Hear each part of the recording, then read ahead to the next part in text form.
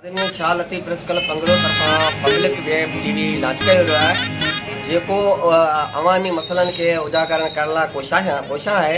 असीं सॼी सिंध जे रवासियुनि खे सहाफ़त सां दिलचस्पी रखंदड़ दोस्तनि खे गुज़ारिश कंदासीं त जेके बि पंहिंजे इलाइक़नि जा मसइला आहिनि, ख़बरूं आहिनि, वीडियो आहिनि, उहे असांखे पंहिंजे व्हाट्सएप नंबर ते सेंड कनि ऐं असां जेको तावन कनि उन्हनि जो बिल्कुलु उहे ख़बरूं उहे स्टोरियूं असीं जेको वेब टीवी ते हलाईंदासूं ऐं जेके बि मसइला आहिनि इलाइक़नि जा उहे आला अहवान ताईं पहुचाईंदासूं।